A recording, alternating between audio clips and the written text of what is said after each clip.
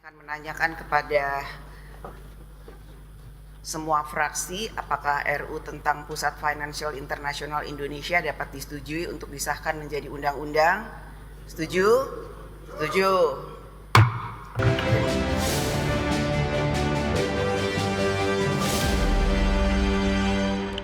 Sidang paripurna DPR RI mengesahkan rancangan Undang-Undang Pusat Finansial Internasional Indonesia atau RUU PFII menjadi undang-undang.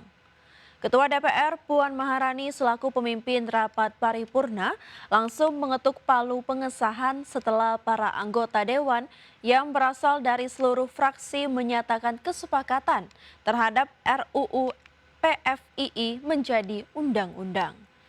RUU PFII yang telah disepakati menjadi undang-undang di tingkat 2 ini sebelumnya telah disahkan di Komisi 11 DPR RI. Penyusunan draft RUU ini telah dilakukan oleh panitia kerja di Komisi 11 yang terdiri dari anggota DPR dan pemerintah sejak 6 Juli 2026. Diundangkannya RUU Pusat Finansial Internasional Indonesia ini diharapkan dapat menjadi upaya nyata dalam meningkatkan pertumbuhan ekonomi yang berkelanjutan serta meningkatkan daya saing Indonesia sebagai pusat keuangan internasional. Sekarang kami akan menanyakan kepada semua fraksi apakah RU tentang Pusat Financial Internasional Indonesia dapat disetujui untuk disahkan menjadi undang-undang. Setuju? Setuju. Terima kasih. Selanjutnya kami akan menanyakan sekali lagi kepada seluruh anggota dewan apakah RU tentang Pusat Financial Internasional Indonesia dapat disetujui untuk disahkan menjadi undang-undang. Setuju. Sebelumnya dalam rapat dengan Komisi 11 DPR RI, Menteri Keuangan Purbaya Yudisadewa mengungkapkan Pusat Finansial Internasional Indonesia dirancang bukan sekedar menjadi pusat aktivitas jasa keuangan, melainkan instrumen strategis untuk menghubungkan Indonesia dengan ekosistem keuangan internasional. Menurut Purbaya, Pusat Finansial Internasional Indonesia akan memfasilitasi pembiayaan sektoril, proyek strategis nasional, pembiayaan infrastruktur, pembiayaan iklim, dan pembiayaan berkelanjutan. Keberadaan PFII diharapkan dapat mempercepat transfer teknologi, meningkatkan kapasitas sumber daya manusia, dan memperluas kesempatan ekonomi bagi masyarakat Indonesia.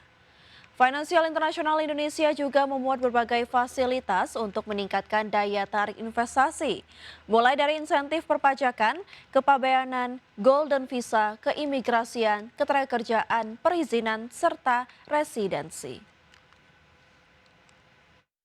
Pembentukan Pusat Finansial Internasional Indonesia bertujuan antara lain untuk meningkatkan daya saing Indonesia sebagai pusat keuangan internasional guna memperkuat kedaulatan ekonomi nasional, mendorong pendalaman dan inovasi sektor keuangan, menarik investasi dan pelaku usaha sektor keuangan, baik nasional maupun internasional, memfasilitasi pembiayaan sektoril, proyek strategis nasional, pembiayaan berkelanjutan, pembiayaan iklim, pembiayaan infrastruktur, dan pembiayaan lainnya, serta memperkuat kontribusi sektor keuangan.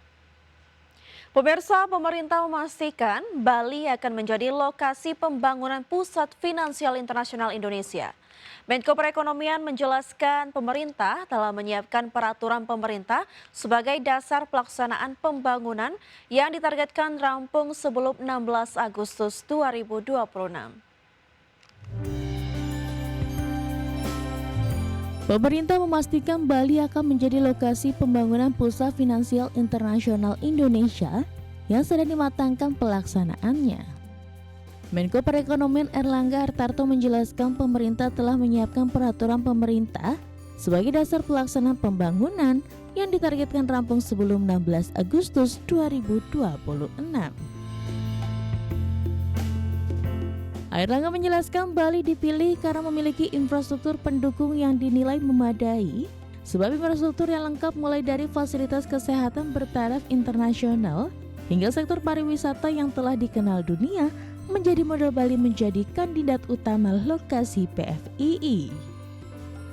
Rencananya PFII nantinya akan dibangun di kawasan ekonomi khusus atau KEK yang mengadopsi model pusat keuangan internasional seperti di Dubai.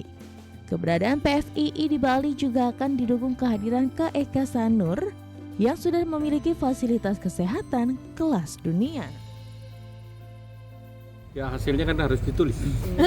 Pak, sekarang lagi Kawasannya yang ditulis. disiapin di mana Pak? Kawasan untuk financial centernya? Kita siapkan di Bali. Selain di Bali Pak? Bapak bilang di UU Sementara bisa di Bali, tapi di Bali bisa 2 atau 3 titik. Oh berarti tetap di Pulau Bali. Tetap di Pulau Bali. Tapi sebagai Pemerintah selanjutnya akan memperkuat aspek penegakan hukum serta menyiapkan berbagai insentif yang menarik bagi investor. Hal tersebut dilakukan agar PFII mampu bersaing dengan pusat keuangan global seperti Dubai dan Singapura. Dengan kerangka hukum yang kompetitif, pemerintah berharap Indonesia dapat menghadirkan alternatif pusat keuangan internasional di kawasan ASEAN. Dari Jakarta, Raharjo Patmo, IDX Channel. Kita ke informasi pertama pemirsa. Dalam sidang Kabinet Paripurna di Istana Negara, Jakarta, Presiden Prabowo Subianto mengakui berbagai persoalan ekonomi dan sosial di Indonesia masih menjadi pekerjaan rumah besar bagi pemerintah. Masih rendahnya gaji guru, terbatasnya lapangan kerja, hingga masih tingginya angka kemiskinan ekstrim. Menurut Presiden, pemerintah memahami berbagai keluhan masyarakat. Selain itu, Kepala Negara juga mengaku terkejut melihat berbagai ketimpangan ekonomi di tengah masyarakat yang terjadi di berbagai daerah. Prabowo menyebut salah satu penyebab utama ketimpangan yakni masih besarnya aliran kekayaan nasional yang keluar negeri akibat berbagai praktik perdagangan yang tidak sehat. Ia pun menyoroti dugaan praktik under invoicing atau pemalsuan laporan perdagangan, transfer pricing hingga penyelundupan yang dinilai telah menggerus penerimaan negara dalam jumlah yang sangat besar. Menurutnya, distorsi tersebut menyebabkan potensi kekayaan Indonesia tidak sepenuhnya dinikmati masyarakat dan menghambat upaya meningkatkan kesejahteraan rakyat. Kita paham. Seluruh bangsa faham bahwa gaji guru-guru kita kurang. Kita faham bahwa lapangan kerja kita kurang.